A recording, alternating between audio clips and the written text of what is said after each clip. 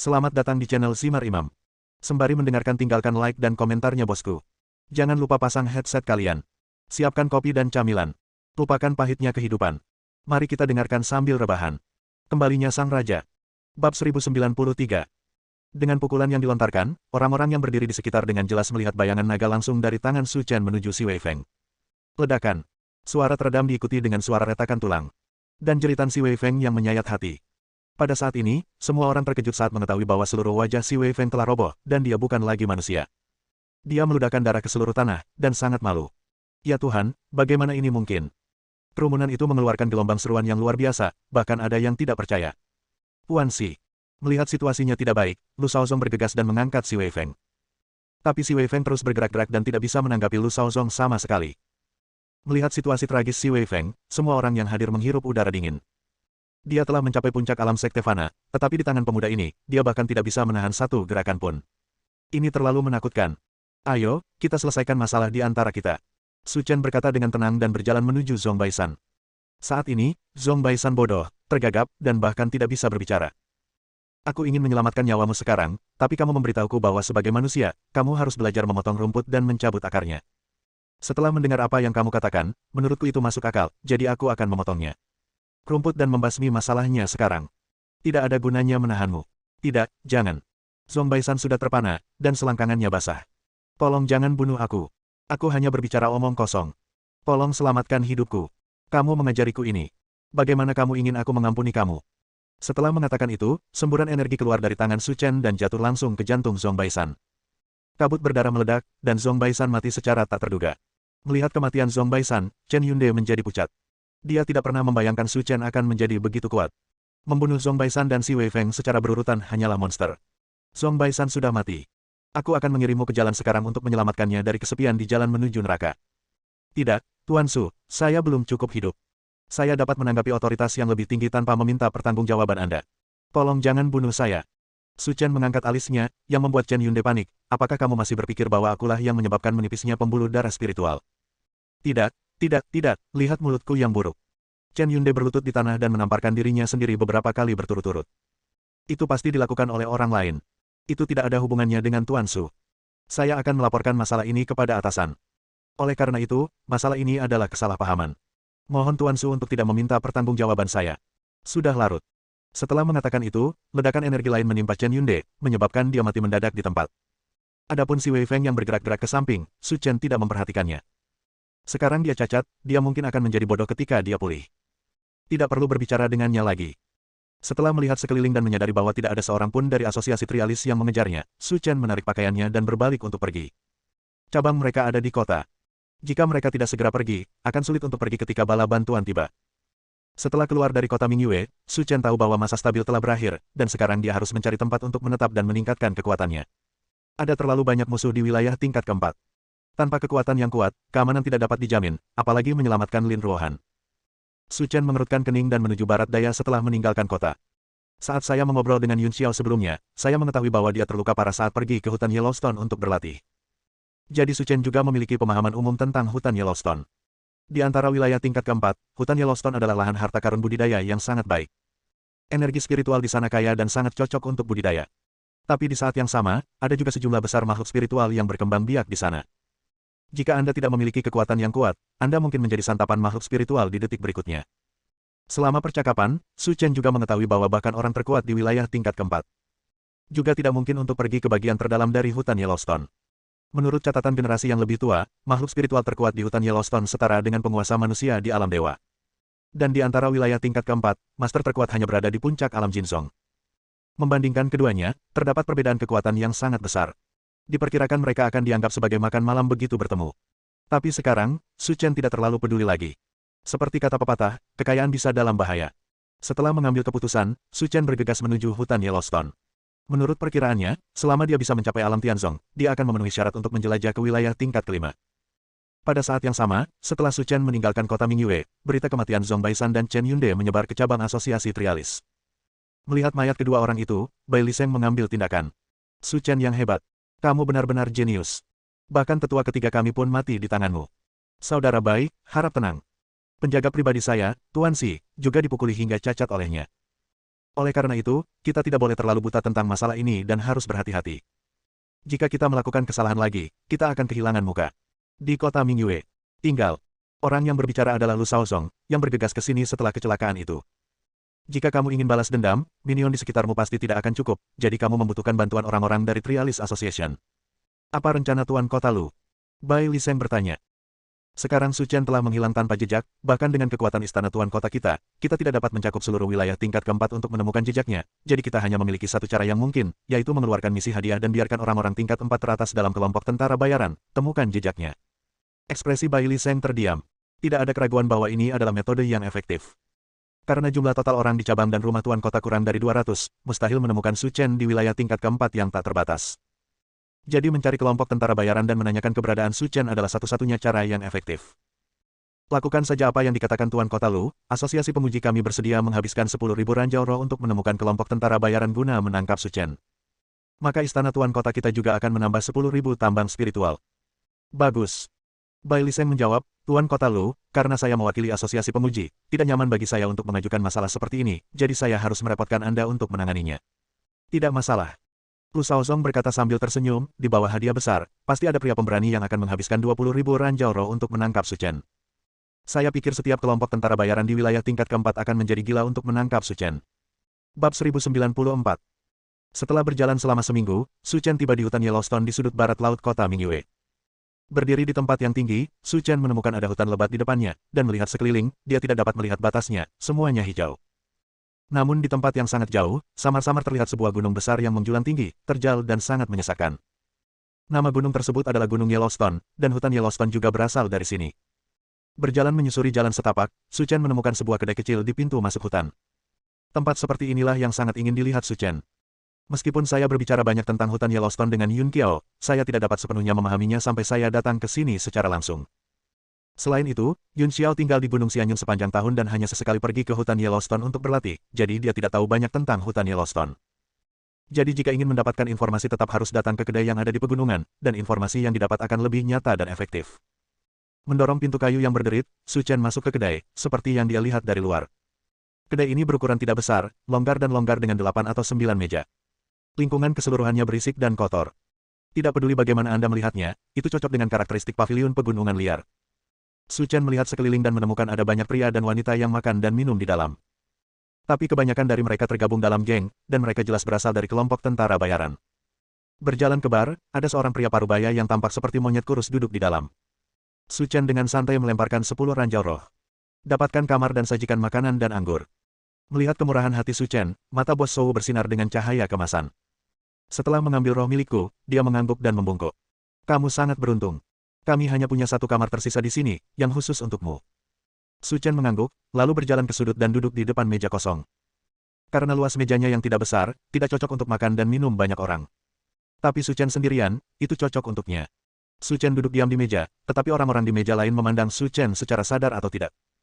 Hutan Yellowstone ini bukan tempat yang bagus. Apa yang dilakukan bocah berkulit tipis ini di sini? Merasakan tatapan orang lain, Su Chen tidak memperhatikan, tetapi melihat ke papan buletin di samping. Ada berbagai tugas yang dapat dipilih oleh tentara bayaran di depan Anda. Adapun tugas apa yang harus dipilih, itu tergantung pada kekuatan mereka sendiri. Papan buletin ini kini setara dengan dark web di dunia sekuler, namun dalam bentuk yang berbeda. Namun saat ini, Su Chen melihat seorang pria parubaya berjalan menuruni tangga, lalu meletakkan kertas di tangannya di papan buletin. Melihat pria parubaya itu, orang-orang di kedai itu mulai berbicara satu sama lain. Old Mo, aku tidak akan merusak kepercayaan dirimu. Kamu harus berhenti mengirimkan misi.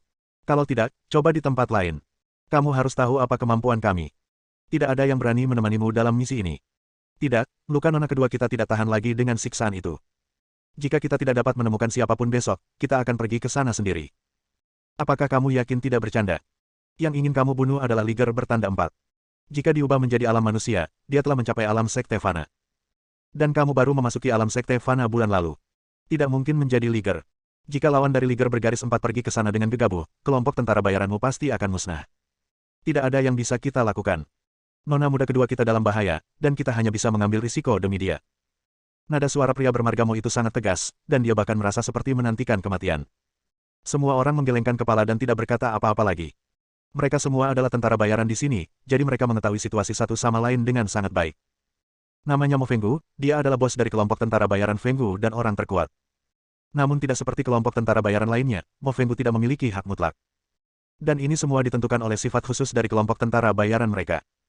Dahulu kala, pendahulu dari kelompok tentara bayaran Fenggu adalah sebuah sekte bernama Heunmen, namun karena suatu alasan, sekte tersebut runtuh. Dua wanita dari sekte tersebut, beberapa saudara-saudara, dan beberapa penjaga keluarga melarikan diri. Untuk bertahan hidup di wilayah tingkat keempat, kelompok tentara bayaran Peak Valley dibentuk. Namun 2 bulan lalu, nona muda kedua mereka terluka parah saat menjalankan misi. Dia harus menggunakan jantung Liger Belang 4 sebagai obat untuk pulih. Tapi Liger bergaris 4 di hutan Yellowstone setara dengan master manusia di tingkat sekte Fana.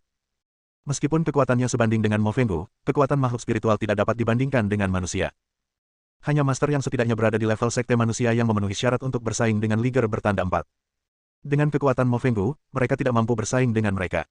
Selain itu, sebagian besar orang di kedai itu berada di alam master emas dan tidak punya nyali untuk pergi bersama mereka. Bahkan jika ada beberapa master alam sekte Fana yang tersebar, mereka tidak mau mengarungi air berlumpur ini. Lagi pula, harga yang mereka tawarkan tidak mahal, dan akan berdampak buruk jika dia terluka. Su Chen melirik pria parubaya itu dan tidak memikirkan masalah mereka. Saya datang ke sini hanya untuk menanyakan kabar, dan saya akan berangkat besok, jadi tidak perlu terlibat. Lagi pula, dia tidak kekurangan uang. Pada saat ini, pintu kedai dibuka, dan seorang pria muda masuk dari luar. Dia tidak terlalu tua, hampir 30 tahun, tetapi penampilannya sangat muda, dan sepertinya dia baru berusia 20-an. Hei, kamu pasti teman Zanlong. Melihat orang itu masuk, Mo Fenggu menyambutnya dengan senyuman. Apakah kamu paman Mo? Pemuda itu bertanya. Iya, ini aku. Kami sudah lama menunggumu. Ayo, ayo duduk. Setelah mengatakan itu, Mo Fenggu berteriak ke arah lantai atas, Zanlong, cepat turun. Temanmu ada di sini. Tolong sapa dia secepatnya. Begitu dia selesai berbicara, dalam beberapa detik, dia melihat seorang pria dan wanita muda berjalan menuruni tangga. Wanita itu mengenakan gaun merah, tinggi dan ramping, dan sangat cantik. Dia benar-benar pemandangan yang indah di kedai ini. Pria di sebelahnya mengenakan setelan jas yang cerdas dan penuh semangat kepahlawanan. Sepupu, izinkan saya memperkenalkan kepada Anda teman baiknya Pan Sirong. Saya pernah bekerja dengannya sebelumnya ketika kami melakukan tugas di luar. Sekarang saya tahu kami sedang menghadapi kesulitan, saya berinisiatif untuk datang dan membantu. Pan tua, ini sepupuku Kiao Jiayu. Sudah kubilang sebelumnya. Sepupu Kiao Jiayu, kata Kiao Zanlong. Layak untuk bertemu dengannya sekali dalam $1 juta. Zanlong memberitahuku sebelumnya bahwa kecantikan Nona Kiao tak tertandingi. Saat aku melihatnya hari ini, dia sungguh luar biasa. Bab 1095. Tuan Pan, sama-sama. Situasi kami saat ini adalah rumahnya bocor dan hujan sepanjang malam. Saya sangat bersyukur Anda bisa datang dan membantu saya. Kiao Jiayu berkata dengan rendah hati dan sopan. Kiao, Anda terlalu sopan. Zanlong dan saya telah menjadi saudara yang baik selama bertahun-tahun. Jika hal seperti ini terjadi, saya secara alami akan melangkah maju untuk membantu. Jika tidak, apa yang kami sebut saudara? Tuan Pan, kami telah menyiapkan jamuan makan di lantai atas. Silakan pindah dan biarkan kami mengungkapkan perasaan kami. Sepupu, jangan khawatir. Aku akan memesan kamar untuk Lao Pan dulu. Kurasa nanti tidak akan ada kamar lagi. Karena itu, Kiao Zanlong berjalan ke bar dan mengeluarkan bos monyet kurus. Old Sun, bukakan kamar untukku dan itu akan dibebankan ke rekening kita. Tuan Kiao, Anda datang di saat yang tidak tepat. Kamar terakhir sudah dipesan. Anda mungkin harus masuk ke satu kamar malam ini. Bos Sowu berkata sambil tersenyum. Apakah kamu bercanda? Lao Pan adalah tamu penting kita. Tidak ada alasan untuk membiarkan dia tinggal bersama kita. Tuan Kiao, jika ada kamar kosong, saya tidak bisa menyimpannya. Tuan muda ini baru saja memesan kamar terakhir. Benar-benar tidak ada kamar kosong. Mengikuti pandangan bos Sowu, Kiao Zanlong melihat Su Chen duduk di sudut. Nak, apakah kamu memesan kamar terakhir? Apa yang bisa kulakukan? Su Chen berkata dengan ringan. Ini Bailing Mine.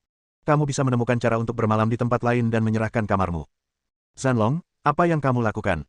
Kiao Jiayu berdiri dan mencoba menghentikan perilaku Kiao Zanlong. Tuan muda ini sudah memesan kamar terlebih dahulu. Kami tidak punya alasan untuk memaksanya pindah. Sepupu, tolong jangan khawatir tentang masalah ini. Meskipun Lao Pan tidak akan terlalu keberatan, keluarga Kiao kita harus memiliki cara keramah tamahan kita sendiri dan tidak boleh kehilangan tradisi keluarga. Itu juga tidak akan berhasil. Mengenai tempat tinggal, tidak peduli seberapa keras aku memikirkannya, aku tidak akan pernah bisa mengambil kamar tuan muda ini dengan paksa. Ekspresi Kiao Zanlong sedikit berubah, dan dia merasa sedikit malu. Namun dalam kelompok tentara bayaran, Kiao Jiayu memiliki hak mutlak untuk berbicara, sehingga menyulitkan Kiao Zanlong untuk mengatakan apa-apa lagi. Kami hanya bisa menunggu sebentar dan menangani masalah ini jika sepupu saya tidak memperhatikan. Jika saatnya tiba, usir saja dia tanpa henti. Kiao Zanlong melirik Su Chen, nak, aku tidak memaksamu sekarang. Jika kamu mengambil inisiatif untuk menyerahkan kamar itu, maka kamu dapat membicarakan apa saja. Jika tidak, kamu tahu apa konsekuensinya. Para tentara bayaran di kedai semuanya tersenyum dan menyaksikan kegembiraan itu. Mereka mengetahui kekuatan kelompok tentara bayaran Fenggu, dan mereka juga terkenal di hutan Yellowstone. Terutama Qiao Zanlong yang cukup terkenal di kalangan generasi muda. Jika menunggu dia mengambil tindakan, anak ini akan menderita. Saya ingin tahu apa konsekuensinya. Orang-orang di kedai itu tercengang. Mereka tidak menyangka Su Chen akan berbicara begitu tergesa-gesa. Meskipun Qiao Jiayu adalah orang yang bijaksana, jika Anda memprovokasi Qiao Zanlong secara terang-terangan, Anda sedang mencari kematian. Nak, apa maksudmu? Apakah kamu masih ingin bersaing denganku? Bisik Qiao Zanlong. Sampah sepertimu tidak pantas bertengkar denganku. Sebaiknya kau pergi dan jangan menghalangi mood makanku. Orang-orang yang hadir menarik napas, orang ini sangat baik. Jika dia berani berbicara dengan Qiao Zanlong seperti ini, dia pasti pria yang tangguh. Pergelangan tangan Qiao Zanlong berbunyi klik dan dia menatap Su Chen dengan tatapan sinis.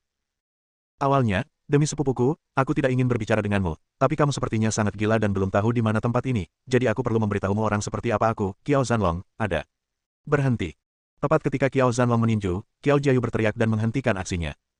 Sepupu, apa yang ingin kamu lakukan? Kamu bertengkar dengan seseorang karena masalah sepele seperti itu. Apakah kamu lupa semboyan keluarga-keluarga Qiao? Melihat kemarahan di wajah Qiao Jiayu, Qiao Zanlong melepaskan tinjunya. Kamu beruntung, nak, tapi sebaiknya kamu berhati-hati. Qiao Zanlong mendengus dingin, lalu berkata kepada Pan Sirong. Old Pan, ayo naik ke atas dulu. Aku akan membantumu menemukan tempat ini. Tidak masalah, ini hanya tempat tinggal. Tidak apa-apa jika kita masuk ke dalamnya, tapi orang itu menyangkal wajahmu di depan umum, jadi kita benar-benar perlu membicarakannya dengan hati-hati. Menurutku juga begitu, tapi kamu datang ke sini setelah perjalanan panjang, dan makanan serta anggur sudah disiapkan. Ayo kita minum dulu. Tidak masalah. Qiao Zanlong dan Pan Sirong berjalan ke atas, sementara Qiao Jiayu berjalan menuju Su Chen. Puan muda, saya benar-benar minta maaf. Sepupu saya selalu menjadi orang yang tampan, jadi dia hanya berbicara kasar kepada Anda. Mohon maafkan saya. Saya akan menceramahinya setelah itu dan tidak akan merepotkan Anda lagi. Su Chen mengangkat segelas anggur dan meminumnya langsung. Atasi saja urusanmu sendiri. Lebih baik jangan libatkan aku, kalau tidak aku tidak tahu apa yang akan terjadi. Qiao Jiayu dan Mo Fenggu saling memandang. Mengesampingkan segalanya, pria di depan mereka memang sedikit sombong. Kalau begitu tolong jaga aku, Tuan. Qiao Jiayu tidak berkata apa-apa lagi, berbalik dan berjalan ke atas bersama Mo Fenggu. Pan Sirong datang jauh-jauh untuk membantunya, dan dia harus naik dan minum bersamanya, jika tidak, dia akan kehilangan muka keluarga Qiao. Setelah badai reda, orang-orang di kedai memandang Su Chen dengan geli. Dia telah memprovokasi Qiao Zanlong, jadi masalah ini tidak dapat diselesaikan dengan mudah. Mungkin, di malam hari, Qiao Zanlong akan datang untuk membalas dendam, dan Qiao Jiayu tidak dapat membantu. Tapi Su Chen tidak memperhatikan hal-hal ini. Sekalipun semua orang di sini bersatu, mereka mungkin bukan lawan mereka. Apa yang dimaksud dengan Qiao Zanlong? Setelah makan sebentar, Su Chen memanggil pemilik kedai ke kamar. Bersiaplah untuk bertanya kepadanya tentang situasi di hutan Yellowstone. Pada awalnya, bos enggan mengatakan apapun. Ketika Su Chen melemparkan lebih dari 100 keping mineral spiritual, pemilik kedai, seolah-olah dia sedang bertemu leluhurnya, mengungkapkan semua yang dia ketahui dari lubuk hatinya. Jika dia tidak menghentikannya, dia mungkin akan memberitahu Su Chen ukuran pakaian dalam istrinya. Selama percakapan, Su Chen mengetahui bahwa hutan Yellowstone dibagi menjadi 3 wilayah. Hutan Kicau Burung, Rawa Tanpa Harapan, Gunung Yellowstone. Kawasan hutan Kicau Burung berada di pinggiran hutan Yellowstone dan juga merupakan tempat teraman. Itu juga merupakan tempat di mana tentara bayaran ini sering berpindah-pindah. Rawa Tanpa Harapan dikenal sebagai area terlarang bagi tentara bayaran. Setidaknya tidak ada tentara bayaran di kedai yang berani pergi ke Rawa Tanpa Harapan. Karena sesampainya di sana, kita bahkan tidak bisa menentukan arah, apalagi menangkap mangsa. Dan jika kamu tidak hati-hati, kamu akan mati. Bab 1096. Setelah membicarakan dua tempat pertama, saat menyebut Gunung Yellowstone, ada raut ketakutan di wajah pemilik kedai itu. Karena di wilayah tingkat keempat, Gunung Huangshi identik dengan tabu. Meskipun Rawa Tanpa Harapan sangat menakutkan, terkadang orang bisa hidup kembali. Tapi Gunung Yellowstone berbeda.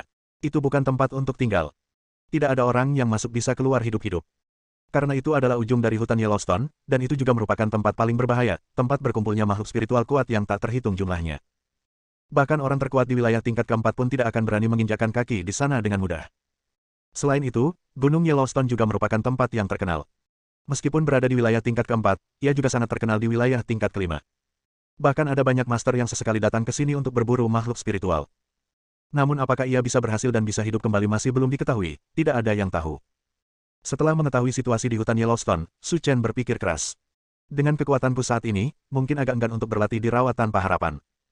Namun di ujung hutan Kicau Burung, Anda bisa mencobanya sendiri. Namun cara melakukannya bergantung pada situasi di lokasi. Berfantasi saja di sini tidak ada gunanya. Mengambil keputusan, Su Chen duduk bersila, bersiap untuk berlatih sepanjang malam dan berangkat besok pagi. Larut malam, Su Chen tiba-tiba membuka matanya. Karena dia menemukan dua sosok muncul di pintu kamar. Sebelum dia bisa melihat siapa orang itu, dua sosok mendorong pintu hingga terbuka dan masuk. Itu tidak lain adalah Qiao Zanlong dan Pan Xirong. Wah, kamu masih ingin menyerangku sekarang. Qiao Zanlong berbau alkohol dan menatap Su Chen dengan mata muram. Awalnya, saya tidak repot-repot berurusan dengan sampah seperti Anda, tetapi Anda menyangkal reputasi saya, jadi saya harus berbicara baik dengan Anda tentang masalah ini. Aku tidak ingin membuang waktu untukmu, pergilah dari pandanganku dalam 3 tarikan napas. Keduanya saling memandang, dan tak satu pun dari mereka menyangka bahwa Qiao Jiayu akan tetap sombong jika dia tidak ada di sini untuk mendukungnya. Nak, izinkan aku memberitahumu, sepupuku sudah tertidur. Tidak ada yang bisa datang membantumu sekarang. Jika kamu tidak berlutut dan memohon belas kasihan, kakimu mungkin dalam bahaya patah. Sambil tersenyum, Su Chen mengerutkan kening, tidak ingin berbicara omong kosong lagi dengan Qiao Zanlong. Semburan energi terlempar keluar dan menghantam dada Qiao Zanlong dengan kuat. Engah. Seteguk besar darah muncrat, dan tubuh Qiao Zanlong terbang seperti sampah dan menabrak pintu seberang. Telepon lewat. Pintunya hancur berkeping-keping, dan Qiao Zanlong dalam keadaan malu. Dia terbaring di tanah tertegun untuk waktu yang lama. Dia tidak percaya bahwa dia dirobohkan oleh anak laki-laki berkulit kurus seperti itu. Kebisingan di sini mengingatkan orang-orang di ruangan lain. Melihat kondisi Qiao Zanlong yang menyedihkan, tentara bayaran di ruangan lain semuanya terkejut. Bukankah ini tidak mungkin?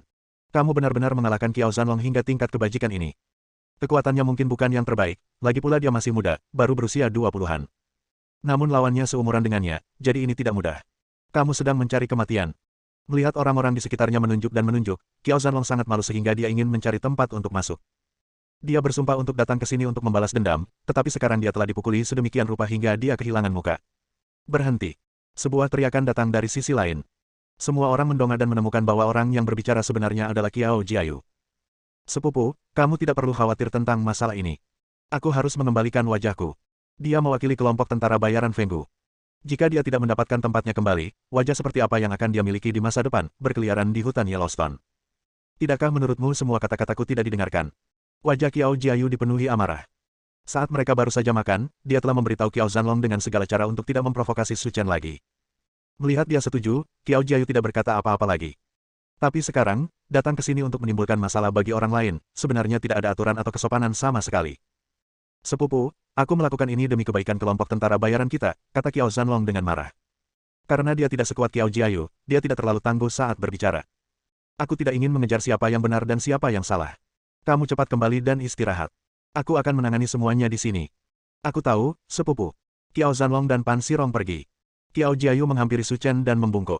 Puan muda, saya benar-benar minta maaf. Ini salah saya karena tidak bisa mendisiplinkan Anda dengan baik. Saya harap Anda tidak menentang saya. Hanya butuh 3.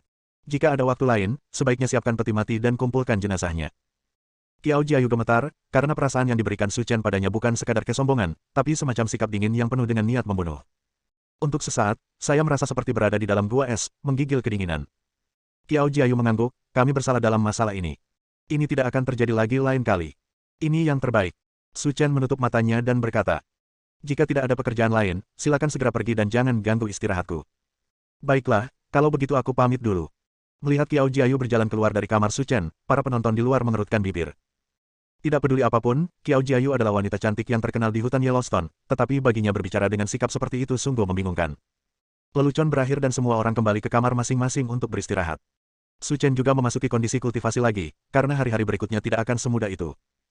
Jika Anda tidak berlatih keras, sulit untuk mengatakan kapan Anda akan mencapai wilayah tingkat kelima. Keesokan paginya, saat fajar menyingsing, Su Chen mengambil makanan kering sederhana dan berangkat menuju hutan Yellowstone. Sepanjang jalan, Su Chen samar-samar menemukan banyak makhluk spiritual. Namun kekuatan mereka tidak terlalu kuat, dan Su Chen tidak berniat mengambil tindakan.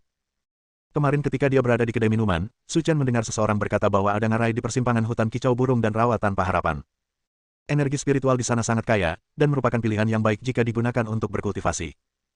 Tapi pandai besi membutuhkan tubuh yang kuat, karena ngarai berada di persimpangan hutan kicau burung dan rawa tanpa harapan, sehingga makhluk spiritual yang kuat sering kali muncul. Apakah Anda dapat berdiri teguh dan berlatih dengan damai bergantung pada kekuatan Anda sendiri? Dengan tujuan tertentu, Su Chen mengikuti peta dan berangkat menuju ngarai bernama Digou. Tetapi karena dia tidak terbiasa dengan jalan tersebut dan mengambil banyak jalan memutar, Su Chen membutuhkan waktu hampir 7 hari untuk samar-samar melihat bayangan ngarai. Mengaum. Tepat ketika Su Chen hendak mempercepat langkahnya, dia tiba-tiba mendengar raungan binatang buas datang secara diagonal di depannya. Bersambung.